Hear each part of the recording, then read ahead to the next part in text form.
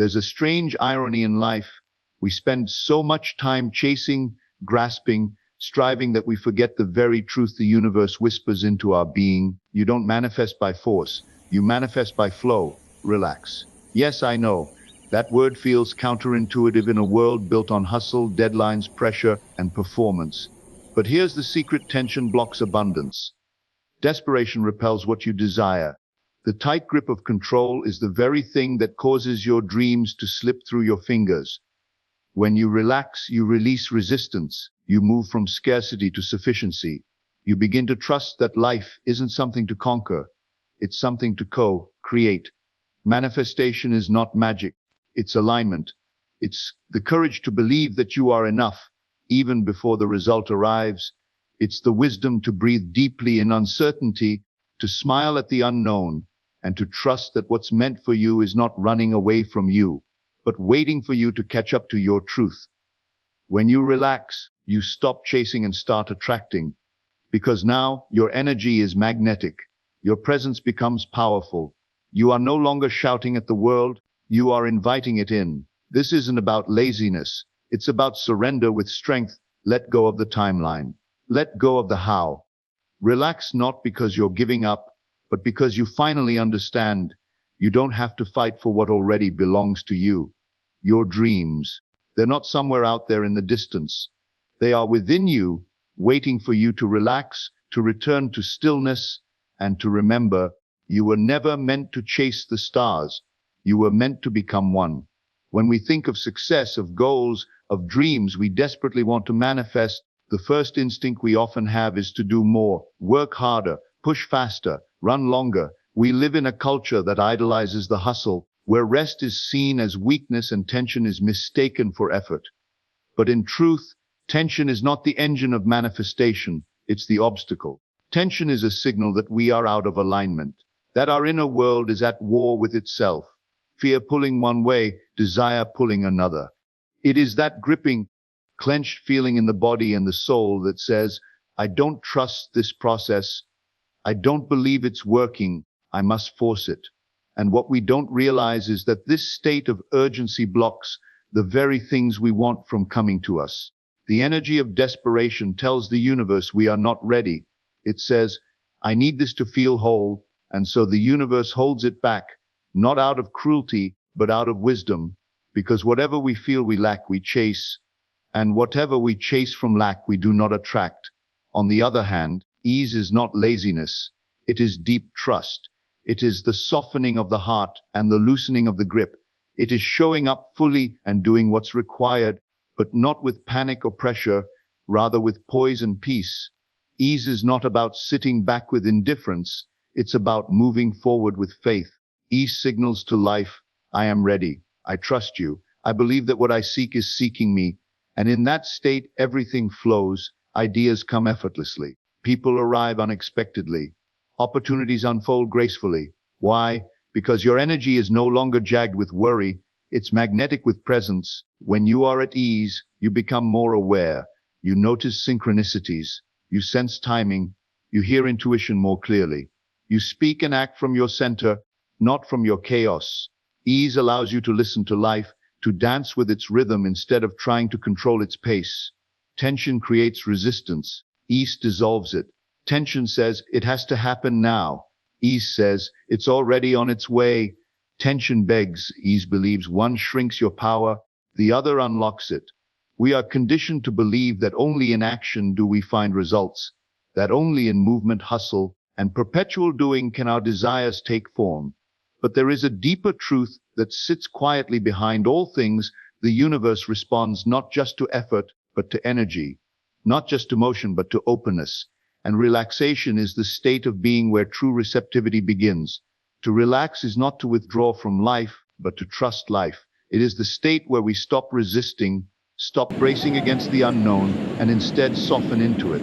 When we relax, we loosen the tight grip we often hold around our desires. We stop strangling our dreams with doubt and control, and we make space for them to breathe and find us. Receptivity is not passive. It is powerful. It's the willingness to believe that we do not have to chase everything that belongs to us. that we do not need to scream to be heard by the universe, that we do not have to prove our worth through exhaustion. Relaxation creates the channel through which the flow of life can reach us. It is the state in which we become aware of the gifts that are already around us and the ones silently making their way toward us. In relaxation, we drop out of survival mode and enter creative mode. We become sensitive to subtle signs, attuned to guidance, aware of possibilities that effort alone could never reveal. Our perception expands, our energy becomes more coherent. We begin to attract instead of chase. We begin to notice instead of force. We begin to allow instead of demand. Relaxation is the body's signal to the mind and soul that it is safe to receive, that it is safe to open, that it is safe to trust. And in that safety, we become the vessel for miracles. We no longer block the flow with fear, but invite it with ease. We no longer compete with life. We collaborate with it. The heart that is calm can hear. The soul that is still can see. The mind that is quiet can receive insight. And the body that is relaxed can hold the energy of the very thing it once chased. In the rush of life, when the world is spinning fast and the noise around us demands constant reaction, we're taught to believe that answers are found in action, in analysis, in the endless storm of trying to figure things out. We associate struggle with progress, confusion with complexity, and clarity with the eventual reward for our mental exhaustion. But in truth, clarity does not come from struggle. It rises out of stillness. Struggle creates distortion. When we are tense, overwhelmed, and in pursuit of control, our vision narrows.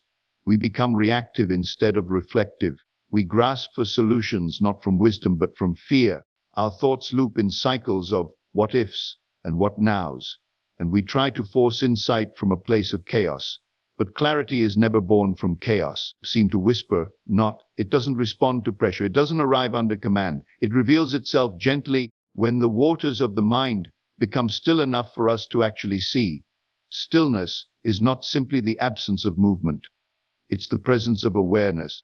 It's a deliberate pause, a return to the center, a quieting of the external so that we may hear the internal. It is in that sacred pause where truth begins to emerge. Not as noise, but as knowing. When we stop trying to force life to speak louder, we begin to hear what it has been whispering all along. The mind, when overworked, becomes a maze. But when calmed, it becomes a mirror. It reflects back the answers we already hold, but have been too busy, too anxious, too externally focused to recognize. Stillness allows space for integration.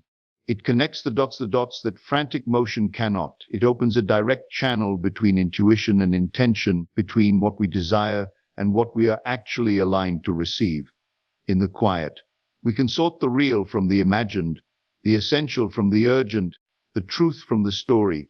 We can step outside of our fear-driven narratives and see what is really happening, not what our stress is projecting. Stillness helps us become less reactive to life and more responsive to it. And when we respond from clarity, our actions become intentional, powerful, and precise. We don't gain clarity by thinking harder. We gain it by feeling deeper, by coming home to ourselves, by stepping back far enough to see the full picture. Stillness is the place where the fog lifts, not because we fought through it, but because we waited, listened, and trusted the light to break through. In a world that constantly demands proof of worth through productivity, we are led to believe that power comes from intensity, from being always active, always visible, always in control. We are told that we must be loud to be heard, fast to be relevant, relentless to be strong. But true power does not arise from pressure, it emerges from presence. And presence is born in relaxation. To relax is not to shrink from life. It is to return to the deepest, most centered part of ourselves where real power lies. When we are tense, we operate from the outer shell of our being. We function from the surface, driven by urgency, fear, and external expectations. Our actions become scattered, our decisions reactive. In that state, we lose contact with our intuition, our groundedness, and the calm inner knowing that cannot be accessed in chaos. But when we relax, we begin to descend beneath the noise. We enter the core of ourselves, the place that is undisturbed by circumstance and untouched by pressure to whisper. Relaxation brings us back to the body, to the breath, to the moment. And in the moment we find our strength, not in the form of dominance or intensity, but in the form of quiet authority. This is the kind of power that doesn't need to prove itself. It doesn't shout. It doesn't demand. It simply is. It radiates from within. It moves with calm certainty. It listens before it speaks, and when it speaks from alignment, not anxiety. In the space of relaxation, you remember that you are not separate from your vision. You are its source. You are not disconnected from the answers. You carry them within you. You are not lost. You are simply overextended. And in that realization, something begins to shift. You stop looking outward for validation and begin turning inward for guidance. You begin to trust your instincts again. You begin to recognize that your value is not defined by output, but by presence. This is not about giving up on ambition or letting go of drive. It's about anchoring ambition in something deeper than stress. It's about knowing that when your body is calm and your mind is clear, you are far more powerful than when you are frantic and overreaching. Relaxation is not disconnection, it is reconnection. It is the bridge that takes you from survival mode to creation mode. It is the key that unlocks the part of you that already knows who you are, what you want, and how to bring it into being. So often when we speak about the law of attraction, we focus on the desire, what we want, what we envision, what we are trying to call into our lives. We speak about visualizing, affirming, thinking positively, aligning our energy. But beneath all of that, beneath every technique and every intention, there is a more ancient law operating quietly, shaping everything we receive or resisting the law of trust. To whisper not, because no matter how much you want something, you can only attract what you truly believe you're ready to hold. Trust is not a vague spiritual idea. It is the foundation of magnetism. Without it, the law of attraction doesn't work in your favor. Without trust, your desires become desperate pleas, your affirmations become hollow repetitions, and your energy becomes filled with contradiction. You cannot say, "I believe abundance is coming," while still acting from fear that it never will. You cannot cannot speak faith and live doubt and expect the universe to only listen to your words. The universe whisper not. The universe listens to your frequency, and that frequency is defined by trust. Trust means releasing the need to control how when your manifestation will arrive. It means understanding that delay is not denial and detours are not rejection. Trust says, "I have done my part and now I surrender the rest." It is an energetic opening, a signal that you are no longer operating from fear or lack, but from confidence in the unseen. When you trust, you let go of the panic that says, "If I don't make it happen, it won't happen." And you step into the calm knowing that says, "It is already on its way." And that calm knowing is what changes everything. It changes your posture, it changes your tone, it changes the quality of your presence. You no longer chase, you no longer beg. You longer doubt every small step or mistake as if it could ruin everything. Instead, you allow, you listen, you adapt. And most importantly, you remain aligned, not only with your desire, but with the belief that you are worthy of it. Trust does not mean passive waiting. It means active allowing. It means continuing to show up for yourself, to act in alignment with your values and goals, but without the frantic need to control the outcome. It means being available for miracles while staying grounded in your truth. It is a way of moving through life with grace, not because everything is guaranteed, but because you believe that what is meant for you cannot miss you. The energy of trust is magnetic. It's the unshakable calm that draws things toward you. You seem to whisper, not because you demanded them, but because you prepared yourself to receive them.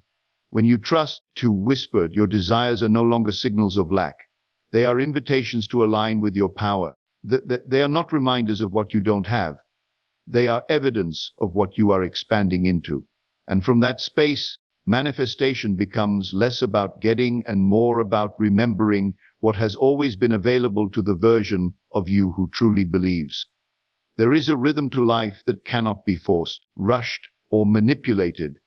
A quiet intelligence moving beneath all things, orchestrating moments with a wisdom far greater than our limited plans. We often call it coincidence, fate, or alignment, but it is something deeper, divine timing. It is the unfolding of events in the right order.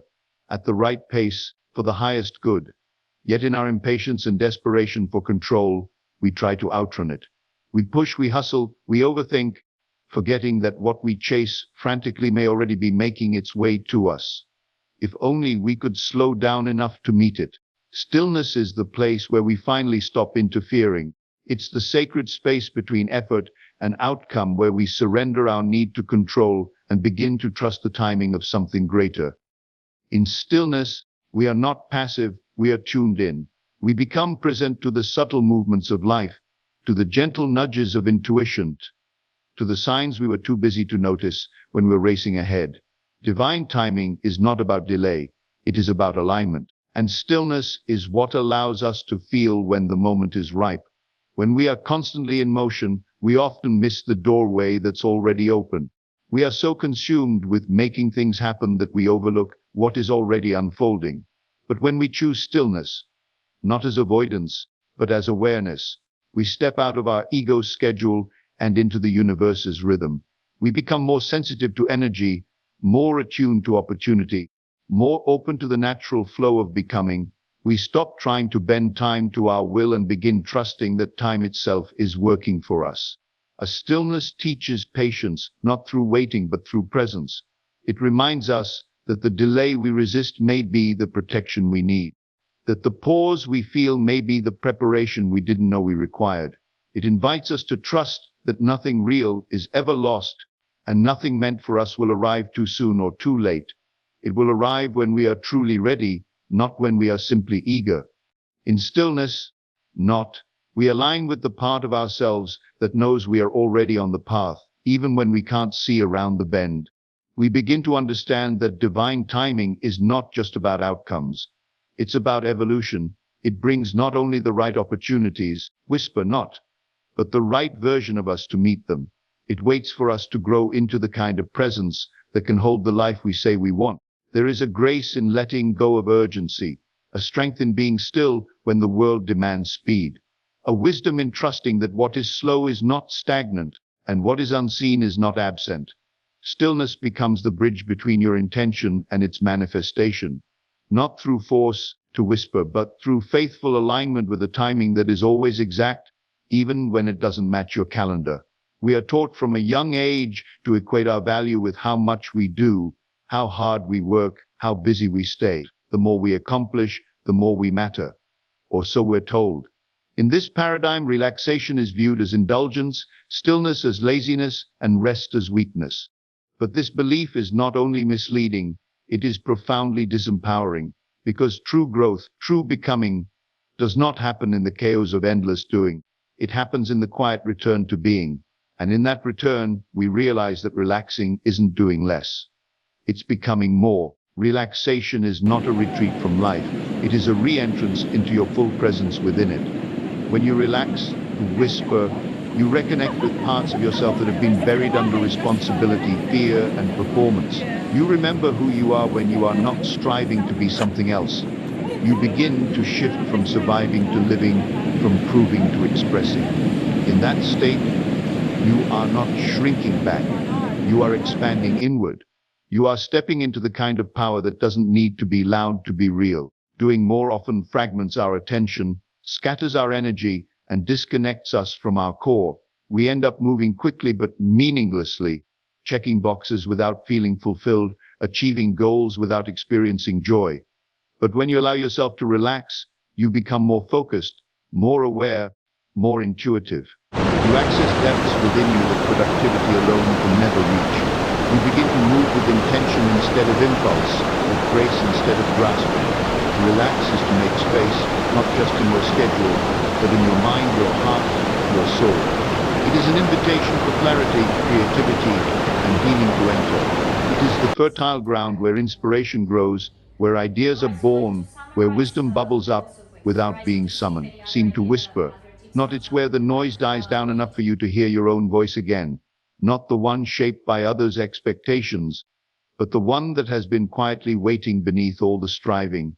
In the stillness of relaxation, you become more magnetic. You become more emotionally available, more mentally resilient, more spiritually rooted. You are no longer pulled in 1,000 directions. because you are grounded in your center. People begin to feel the difference in your presence. Your energy speaks before your words do. You exude a calm authority that cannot be faked through effort. It can only be cultivated through connection to self. Relaxation is not the end of ambition. It is the refinement of it. It is not a pause in growth. It is the very condition that allows growth to happen at a deeper, more sustainable level. When you are relaxed, you operate from authenticity, not performance. You become a fuller version of yourself, not just more efficient, but more alive. You don't lose your edge, you sharpen your essence, and in doing so, you realize that the truest form of becoming is not in adding more to yourself, but in peeling away what is not truly you. So maybe it's not about doing more, proving more, chasing more. Maybe it's about softening, about listening, not about trusting. Maybe the life you're dreaming of is not out there, waiting to be earned. Maybe it's within you, waiting to be allowed. But when you choose to relax, you are not giving up. You are rising up, from fear to faith, from force to float. You stop shouting at the world and start speaking with the universe. And in that state of calm confidence, you don't just manifest what you want, you become who you were always meant to be. So breathe, let go. And remember, what is yours will never miss you, to whisper not. But it can only meet you where you're willing to slow down, open up, and finally receive it.